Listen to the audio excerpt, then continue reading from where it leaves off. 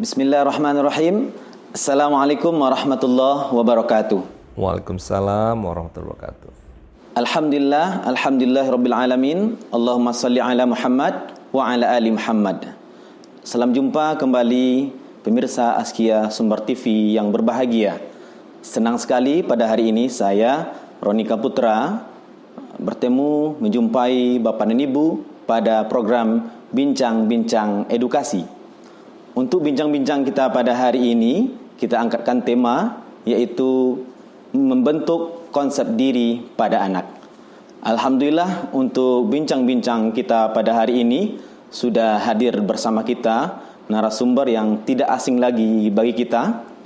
Beliau adalah Gubernur Sumatera Barat 2 periode, yaitu periode 2010 sampai 2020. Beliau juga sebagai Rektor Universitas Askia dan sekaligus pendiri Yayasan Askia Sumatera Barat. Beliau memiliki 10 orang anak dan kalau cucu tentu lebih banyak dari itu. Pemirsa Askia Sumber TV yang berbahagia, ketika kita berkunjung ke gedung kearsipan dan perpustakaan Sumatera Barat, kita menemukan satu pojok yaitunya IP Corner. Ketika kita lihat di sana ada 80 judul buku karya dari beliau, kemudian 400 artikel-artikel beliau, dan 477 lebih ceramah agama yang berupa DVD dan beberapa album lagu lainnya. Beliau adalah Bapak Profesor Dr. Haji Irwan Prayitno, MSc Psikolog. Kita sapa beliau. Assalamualaikum Prof.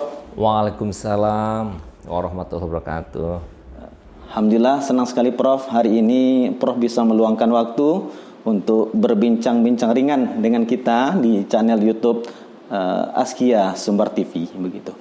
Baik Prof, mohon izin nih Prof, kita mungkin langsung saja Prof, karena pemirsa kita nih nggak sabar lagi nih menunggu pencerahan dari Prof gitu. Baik Prof, sesuai dengan tema yang kita angkatkan pada hari ini, yaitunya membentuk konsep diri pada anak gitu Prof. Konsep diri sudah sering kita dengar nih Prof, sudah sering kita ucapkan gitu. Tapi apa sebetulnya yang dimaksud dengan konsep diri dan apa pentingnya membentuk konsep diri pada anak nih Prof? Silakan Prof. Ya, jadi mungkin kita sampaikan dulu ya, apa itu konsep diri. Kalau dalam psikologi ya sering disebut dengan self concept, yaitu bagaimana seorang anak menggambarkan dirinya, bagaimana seorang anak menilai siapa dirinya, dan itulah yang kemudian mempengaruhi bagaimana sikap, perilaku, bahkan dalam bertindak pun dia dipengaruhi oleh bagaimana dia menggambarkan dirinya. Mungkin sebagai contoh misalnya, seorang anak dia menggambarkan dirinya anak yang soleh, maka anak itu punya sikap dan perilaku dan tindakan yang mengarah kepada soleh. Oh anak soleh, oh ya terbayanglah dia sebagai anak soleh, tergambar dia sebagai anak soleh. Jadi konsep diri tentang dirinya, misalnya tadi satu kata yaitu soleh, sehingga dia ketika dengar azan dia sholat, kemudian dia nggak berbuat bohong, nggak berkata dusta, sama adiknya nggak mengganggu, atau mungkin orang sebut nakal gitu, dia nggak nakal ya, karena dia soleh ya, dia soleh. Jadi dia tergambar dalam dirinya, konsep tentang dirinya, dia itu anak soleh. Nah kemudian ada yang lain, misalnya malah justru sebaliknya dia tergambar dirinya sebagai anak nakal ya, perilakunya nakal jadinya, digangguin adiknya, gangguin temennya, kata-kata mungkin ada yang kotor keluar, dia melakukan sesuatu sesuai dengan apa yang dikonsepkan tentang dirinya ya, nakal dia jadi nakal, baik dia jadi baik. Nah jadi ini penting ya untuk ke depan seorang anak terkait dengan konsep diri. Nah sekarang yang jadi pertanyaan, dari mana dia mendapatkan konsep diri? Yaitu dari lingkungan. Makanya kita oleh Rasulullah menyuruh memberikan nama anak kita dengan nama yang baik. Apa tuh maksud nama yang baik? Supaya anak itu terkonsep dirinya tentang yang baik dari namanya yang baik itu. Tapi nggak boleh pakai nama yang jelek, akhirnya tentu sebaliknya. Nah itu satu ya. Kemudian juga kita tidak boleh melakukan suatu ungkapan-ungkapan kata yang tidak baik kepada anak. Bahkan Rasulullah menyebutkan itu sudah menjadi doa itu nantinya. Ya doa ya. Dan itu juga sekaligus bisa membentuk konsep. Misal kamu nakal ya, nah misalnya kata ibunya, kamu nakal ganggu adiknya, kamu nih kok suka bohong nih apa segala macam. Nah ungkapan kata dari ibu, dari bapak, dari lingkungan yang terdekat kepada anak tentang kalimat-kalimat yang disebut tadi itu lambat laun akan terkondisi, ya terkondisi, terbiasa atau terbentuk suatu conditioning kepada anak. Ya kalau tadi contoh, wah saya ini nakal ya. Ibu saya bilang saya nakal, nah, ibu saya bilang nakal, bapak saya bilang nakal. Ya, akhirnya dia menyesuaikan perilakunya dengan nakal tadi itu karena dia tergambar dan dinilai sebagai anak yang nakal. Nah, jadi pembentukan itu karena lingkungan yang membentuk. Makanya kita nggak boleh bilang anak nakal, apalagi bodoh. Kalau bilang kamu bodoh misalnya, nanti akhirnya anaknya memang jadi bodoh beneran. Karena dia mau belajar udah, saya bodoh, saya nggak bisa. Mau belajar, saya nggak mampu, saya ini bodoh, saya nggak bisa. Karena dia mengikuti konsep yang ada pada diri dia yang didapati dari lingkungan. Kata nakal, kata bodoh misalnya kan, itu nggak boleh keluar dari mulut yang ada di sekitarnya dia sehingga akan membentuk konsep yang akan mempengaruhi sikap dan perilakunya ke depan. Nah jadi justru sebaliknya, anak soleh, anak baik. Pak gimana dia nakal? Tunggu dulu. Misalnya orang tua anak nakal. Nah saya tanya, apa yang ibu sebut dia nakal? Dia naik kursi, naik meja. Tunggu dulu bu. Itu naik meja, naik kursi namanya anak-anak. Itu bukan nakal namanya. Itu namanya aktif. Itu namanya anaknya yang aktif ya. Mungkin bisa juga hiperaktif, nggak apa-apa. Namanya anak-anak. Nanti ketika dia sudah usianya beranjak menjadi SD itu udah berkurang.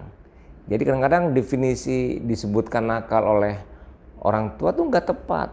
Dia dorong-dorong adiknya. Lah namanya anak-anak ya biasa lah dorong-dorong adik. Mana ada pikiran dia mau jahatin. Dia cuma senang aja adiknya mungkin nangis. Tapi karena ketika perbuatan itu dibubuhkan dengan nama nakal, jadilah dia nakal beneran. Kan anak-anak lari-lari sana sini kan nggak nakal. Namanya anak-anak ya memang lari-lari. Emang bapaknya, ibunya dulu waktu kecil nggak pernah lari-lari apa? Pas giliran anaknya dibilangin nakal, naik kursi, naik kasur gitu kan? Ya itu dunianya dia. Dorong atau adiknya, dorong temannya. Mungkin dia nggak sengaja. Kalaupun sengaja nggak ada niat dia nakal. Memang dia perkembangannya anak itu masih seperti itu. Ketika dia sudah masuk SD kan udah mana ada anak SD di SD yang lari-lari terus nggak ada kan? Datang ke kelas udah duduk. Tapi usia dia waktu kecil nggak mungkin, masih lari. Usia TK pun dia juga sudah tertib. Nah jadi definisi nakal pun nggak cocok. Bodoh, ya namanya anak belajar kan belum tentu bisa semua. Masa dibilangin bodoh? Kamu nggak bisa, kamu nih bodoh. Ya Allah dibilangin bodoh. Akhirnya bodoh beneran. Padahal anak itu bukan bodoh kan, kalau nggak bisa kan semua orang tua juga yang bilang anaknya bodoh kan juga dia ada yang nggak bisa juga. Jangankan waktu kecil, sekarang pun juga ada juga dia kalau dikasih tahu nggak ngerti, nggak paham juga bisa. Apa dibilang bodoh kan enggak. Jadi memberikan judge ya penilaian itulah yang berbahaya dan itu sesuatu yang sebetulnya tidak perlu terungkap kata-kata nakal, nggak perlu. Kata-kata bodoh nggak perlu. Memang dia nggak bisa, biasa saja kita ajarin. Ayo coba lagi. Jangan dibilang bodoh kamu udah dia aja nggak ngerti-ngerti. Tambah lagi emosi dan marah, anak jadi tertekan. Akhirnya jadi nggak bisa beneran, malah jadi bodoh. Bagaimana nggak bisa? Kita apa? Kita motivasi. Ayo sedikit lagi coba. Insya Allah pasti bisa. Nih, ayo kamu kan pintar, kamu anak soleh. Dimotivasi. Kan bisa kan gitu. Walaupun cuma dikit kan, kan bisa dimotivasi. Jangan langsung dipatahin segala macam. Ini aja nggak bisa, wah gitu kan jadi. Nah itu tuh saya lari, biar aja lah lari. Kita jagain aja kalau ada piring tepiin, ada gelas tepiin, ya kita jagain. Dia gangguin adiknya, kita pegang. Oh jangan nanti adik nangis. Udah kata-kata yang realita, yang fakta, tidak perlu dengan ucapan kata-kata yang membuat judge, penilaian, yang itu akan menjadi konsep diri dia. Nah itu kan konsep diri tadi, nakal, bodoh, diganti dengan soleh, pandai, gitu kan. Terus tapi kita nggak bohong juga. Ketika dia nggak bisa ngajar, oh kamu pandai, orang nggak bisa bilang pandai gimana kan? Itu berarti bohong pula orang tuanya. Tentu nggak mengungkapkan kata pandai, ayo coba lagi gitu. Insya Allah bisa. Ini kan kamu nih belum bisa nih. Nah coba kerja ini ya, coba. Oh enggak ini bu ini. Ayo nanti coba lagi, nanti bisnis kita istirahat gitu. Jadi nggak juga dia nggak bisa dibilangin pandai kan. Berarti kita pula yang bohong nanti. Nah bohong berarti membentuk juga suatu nilai kepada anak tentang kebohongan. Nah ini juga nggak boleh juga. Nah jadi penamaan kepada anak. Nah, dari mulai memberikan nama, kata Rasul, memberikan nama yang baik, dan juga tidak boleh mengucapkan kata-kata jelek, karena itu juga bisa doa kepada anak. Itu sebetulnya perintah-perintah Nabi yang sebetulnya bisa diarahkan kepada pembentukan konsep diri. Ketika kita memberikan nama, istilah yang bagus dan positif, jadi anak tuh menjadi positif juga. Jadi dia termotivasi. Nah jadi berkembangnya kepribadian karakter anak itu memang tidak lepas dari bagaimana pembentukan dari lingkungan, dari orang tuanya. Anak itu kan bagaikan kertas putih, yang mewarnainya itu kan lingkungannya. Cuman dalam Islam kertas putih ini yang punya hanif, yang punya fitrah, dia bersih, suci, dan dia cenderung kepada yang bersih. Ya, dan kita jaga dengan nilai. Nah, nilai apa? Nilai Islam oleh lingkungan. Kita jaga. Nah, diantaranya itu tadi masa konsep diri. Nah, begitu Ronika. Iya. Terima kasih Prof. Jadi kalau boleh tahu nih Prof, kapan kita memulai membentuk konsep diri pada anak nih, dan bagaimana caranya gitu Prof? Jadi kalau kita lihat tadi ya, konsep diri kan ini kan konsep diri kan suatu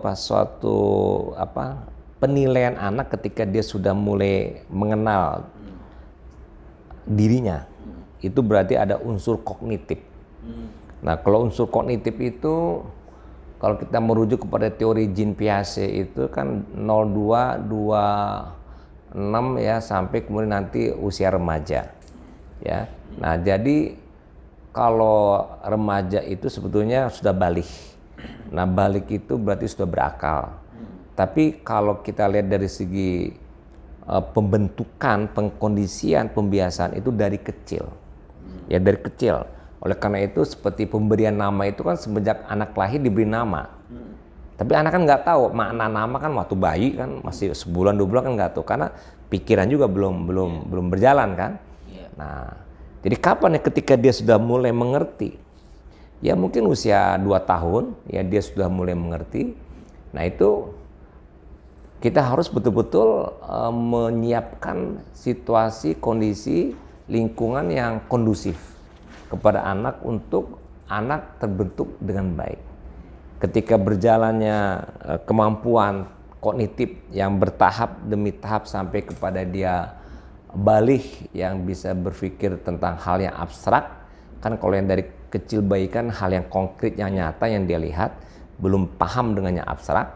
Maka kata-kata yang disampaikan pun juga kata-kata yang konkret, yang nyata juga. Ya. Tadi kalau bisa nakal tuh nyata, karena apa? Ketika ganggu adiknya nakal tuh langsung mengena tuh. Ya, jadi itu bisa dimaklumi olehnya, dipahami olehnya gitu, oleh anak ini kan. Nah, jadi ketika usia dini itu sudah mulai anak itu dibiasakan dengan nilai yang positif. Ya, dan kalau sudah lewat usia balik itu repot kita untuk membentuk lagi. Karena ibarat pohon ini sudah keras dan sudah tumbuh tinggi, ya jadi susah kita bentuk lagi, susah. Apakah nggak bisa? Jawabannya bisa, cuma susah. Ya tapi kalau waktu masih kecil bisa dibentuk. Makanya kan kata Rasulullah usia 10 tahun, ya kalau nggak sholat dipukul kakinya. Itu sebetulnya udah di penghujung itu, udah di penghujung. Makanya pakai pukul kaki. Karena 10 tahun itu kan udah usia balik. Ada yang 10 tahun, ada yang 9 tahun, dan 11 tahun baliknya kan beda-beda. Itu udah di penghujung, makanya pakai pukul kaki. Sebelumnya nggak ada istilah pukul kaki.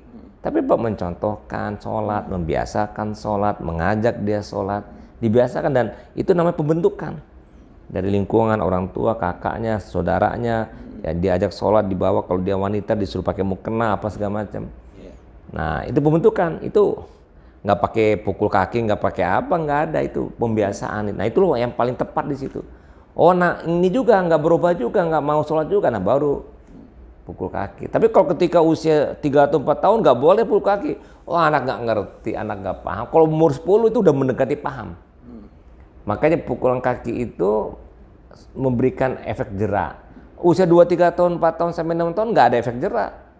Bingung aja kok dipukul kaki saya. Nggak tahu gitu. Ya nggak tahu. Oh kamu sholat, nggak nyambung di pikiran dia. Nggak sholat pukul kaki, nggak nyambung sama dia. Kan belum nyampe ini ya, kognitifnya, pikirannya belum nyampe. Ya kan? Belum nyampe, nggak nyambung, mengasosiasikan tuh nggak nyambung. Nah, tapi kalau udah usia 10 tahun itu udah nyambung, karena dia udah mendekati balik, jangan-jangan dia udah balik itu. Kan ada anak kita yang usia 10 tahun pun dia sudah balik gitu. Nah, oke. Jadi pertanyaan tadi sejak kapan? Sejak dini. Persiapannya sejak lahir, memberikan nama yang baik dan sebagainya dengan memberikan kondisi situasi lingkungan yang baik. Tapi lebih dalam bentuk pembiasaan dan pengkondisian, ya mungkin kalau dipatok usia ya usia 2 tahun baru mulai. 2 tahun ya. Ya, tapi sebetulnya sebelumnya sudah ada persiapannya. Intinya begini, kan dalam hadis Nabi kan kullu mauludin yuladu ala fitrah. Ya, kemudian fa'abahu yuhawidanihi au yunasiruni au yumajisanihi. Jadi lingkungan itu bapak ibu itu memelihara anak itu agar tetap fitrah. Nah cara memeliharanya, berikan kondisi yang baik, situasi yang baik, kata-kata yang baik, nggak boleh marah-marah depan anak, nggak boleh konflik depan anak, nggak boleh berkata kasar, berkata bohong, berkata jorok, menekan, itu semuanya akan mempengaruhi anak, akan membentuk suatu karakter tertentu kepada anak dan akan membekas kepada diri anak, gitu. Ya. Oke, terima kasih Prof. Bapak Ibu pemirsa Askia Sumber TV yang berbahagia, luar biasa ya penjelasan dari narasumber kita pada hari ini membuat kita bertambah bersemangat ya, ingin menggali lebih dalam lagi. Ya. Kita kembali ini Prof. Kira-kira adakah yang menjadi penghalang atau penghambat kita dalam membangun konsep diri ini Prof untuk anak-anak kita Prof? Penghalang itu hanya datangnya dari luar diri anak sebetulnya. Kalau anak ini masih kecil ya. Kan anak itu kan tidak berkehendak kecuali kehendak instingnya, kehendak maunya. Dan itu oke-oke saja. Anak menangis, anak tertawa, anak minta makan, anak minta minum, anak minta beli ini, anak beli mainan, anak menangis. Itu kan semuanya respon dari stimulus yang ada dari lingkungannya. Ya, jadi maksudnya dari sisi anaknya, kalau anak-anak ya itu tidak memunculkan sebab kecuali dari lingkungannya sendiri. Nah lingkunganlah yang kemudian masalah. Misalnya lingkungannya nggak bener, akibatnya anaknya jadi nggak bener. Misalnya lingkungannya tukang bohong, bapak ibunya biasa bohong, ya anaknya jadi bohong juga. Ya itu bapak ibunya, misalnya contoh misalnya yang sederhana, sore-sore datang tamu, terus kata ibunya, Nana tuh buka pintu ya, beritahu ibu nggak di rumah, nah, kan gitu kan. Mungkin bagi ibu biasa itu, arti sesuatu yang mungkin biasa, nggak apa-apa, memang saya baru pulang kantor capek, saya bilang itu nggak ada ibu di rumah. Tapi itu kan bohong. Anak-anak kan mikir, kok dibilang bohong padahal ada. Nah, kan berarti dia nggak tuh salah, nggak tuh benar, berarti itu suatu realita dalam mata dia, berarti itulah kenyataan. Dan itulah yang dianggap dia benar, karena itu yang terjadi. Kan anak kan nggak tuh benar salah. Sehingga ketika ada suatu anak berbuat bohong, dia pun nggak tahu kalau bohong itu salah. Kenapa? Karena dari lingkungannya. Nah, dibawa anaknya ke pasar. Terus lihat mainan anaknya, minta-minta. Kata ibunya, nggak ada uang. Kata ibunya, nggak ada uang katanya. Kamu nggak usah beli mainan, nggak ada uang katanya. Kan nggak ada uang katanya. Kata ibunya didengar nggak ada uang, sehingga anaknya nggak jadi beli mainan. Tahu ibunya ngeluarin duit, beli makanan, beli ini, beli keperluan rumah. Kan anak mikir, tadi nggak ada uang, tuh ada uang kelihatan kan. Bohong lagi kan. Padahal ibunya ngomong itu supaya anak nggak beli mainan kan gitu. Nah, selesai keluar dari toko. Terus di tepi jalan ada tukang minta-minta. Bu, ada yang minta-minta bu. Biarin nggak ada uang kecil katanya. Katanya kan nggak ada uang kecil. Nangkep lagi nggak ada uang kecil. Pas masuk mobil, bayar parkiran, dikeluarin uang 1.000, uang 500. Kok ada uang kecil? Nah kan bohong lagi. Ibunya dikasih tuh, bu, ibu ngajarin anak bohong. Enggak, masa saya bohong. Yang tadi kan bohong. Itu kan biasa aja mungkin. Udah, kalau udah begitu berarti ibu udah mengatakan biasa. Anak pun nanti akan niru. Ketika dia udah sekolah, nah kok kamu terlambat pulang sekolah? Iya, tadi di sekolah ada pelajaran tambahan, sekolah segala macam. Berarti dia main-main ke pasar, main ke mall. Bohong kan? Siapa yang salah coba? Orang tuanya yang salah. Ya, ini juga sebagai contoh. Ya, lingkungan, pembentukan, pembiasaan, pencontohan akan diambil oleh anak. Nah, begitu pula tadi konsep diri. Sama juga pengaruh lingkungan yang membentuk nama, ya, label, citra kepada anak itu, anak ini begini. Sehingga apa? Sehingga begitu. Nah, contoh misalnya saya sendiri itu ya. Itu tuh saya nggak tahu, tapi saya tuh punya konsep diri tentang diri saya ini orang yang sungguh-sungguh. Tapi saya tahu bahwa ibu saya selalu bilang begitu, kalau Iwan ini orangnya sungguh-sungguh. Nah, Iwan ini orangnya sungguh-sungguh. Apakah dia memang melihat saya sungguh-sungguh atau saya nggak tahu siapa dulu yang memulai begitu. Tapi setidaknya ungkapan ibu mengatakan saya ini sungguh-sungguh itu memberikan suatu gambaran tentang diri saya bahwa saya ini sungguh-sungguh. Jadi kalau saya kerja ya sungguh-sungguh. Kalau enggak itu bukan Irwan gitu.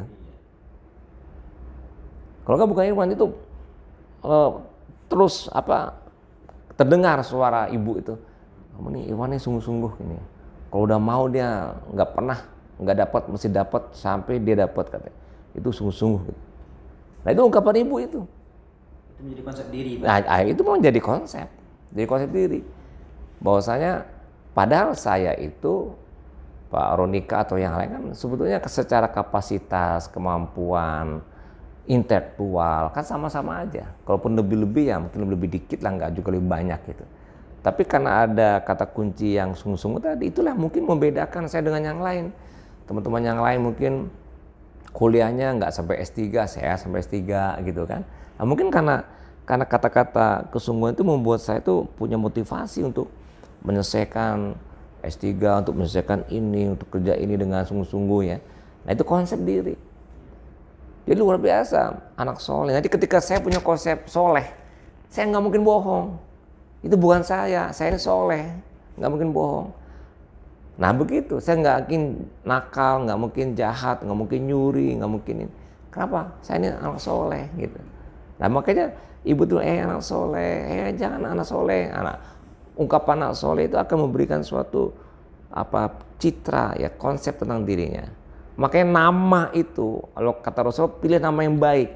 Yang baik itu kan akan membentuk konsep kepada diri anak bahwa dia nih itulah nama kan panggilan. Jadi tiap hari dipanggil dengan nama kebaikan, anak soleh bisa namanya soleh. Benar-benar jadi soleh. Oh Pak, ada Pak anak soleh tapi jahat. Nah berarti lingkunganlah yang lebih kuat membentuk anak tadi jahat tadi itu. Bisa jadi kan? Ya, namanya lain tapi anaknya lain kan bisa juga.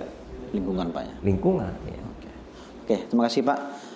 Pemirsa Askia Sumbar TV yang berbahagia, yang kami banggakan, semakin ke ujung semakin menarik ya, dan menambah wawasan kita tentang membentuk konsep diri pada anak gitu. Mungkin terakhir Prof, ada 2 menit lagi Prof, mungkin ada pesan nih untuk kita orang tua ataupun sebagai guru di sekolah ya, bagaimana untuk membentuk konsep diri pada anak nih Prof. Iya, mungkin pesan kepada orang tua yang punya anak yang masih kecil atau yang punya cucu. Iya. Atau guru-guru yang menangani PAUD atau TK. Karena apa saya sebut itu anak atau cucu atau anak usia dini, karena itulah usia pembentukan. Jadi konsep diri itu efektif, tepat mengena bila dilakukan, dibentuk pada saat anak usia dini. Kalau udah usia dewasa, udah susah. Nah jadi caranya mari kita buat ya lingkungan untuk anak kita anak yang baik. Ungkapan kita sebagai orang tua yang ada, jangan sekali kita berbuat yang berbohong, tidak tepati janji, atau keluar kata-kata kotor dan sebagainya. Itu semuanya akan ditiru oleh anak. Apalagi pengungkapan kata-kata yang mengena kepada anak dengan ungkapan kata nakal, bodoh, jahat, atau apa segala macam, itu akan menjadikan konsep diri pada anak yang anak akan mengikuti kepada perilakunya, rugi. Nah, jadi bentuklah lingkungannya baik, karena lingkungan yang baik itu akan juga membentuk anak yang baik. Saya rasa kalau bicara dalil, seperti kata Rasul, cari teman yang baik, maka engkau akan dapat baiknya. Nah, itu kan juga lingkungan juga, ya kan? Terus juga orang tua itu juga adalah lingkungan juga yang akan menjadikan anak itu bagaimana ke depannya. Nah, jadi mudah-mudahan dengan kita menjaga lingkungan yang baik dari kita sebagai orang tua yang terdekat dengan anak, membuat anak kita sukses dunia akhirat, selamat juga dunia akhirat. Demikian. Oke, terima kasih Prof. Pemirsa yang berbahagia, tidak terasa waktu 30 menit sudah berlalu. Untuk bincang-bincang kita pada hari ini kita cukupkan. Terima kasih atas kebersamaan para pemirsa Azkia Sumber TV, dan terima kasih kepada Prof yang telah berkenan meluangkan waktunya pada hari ini untuk berbagi dengan kita semua. Salam selalu, sehat-sehat selalu, berkah dan bahagia untuk kita semua Prof. Alhamdulillahirabbil alamin. Subhanakallahumma wa bihamdika asyhadu an la ilaha illa anta astaghfiruka wa atubu ilaika. Saya Ronika Putra beserta kru yang bertugas pada hari ini mohon maaf dan sampai jumpa. Assalamualaikum warahmatullahi wabarakatuh.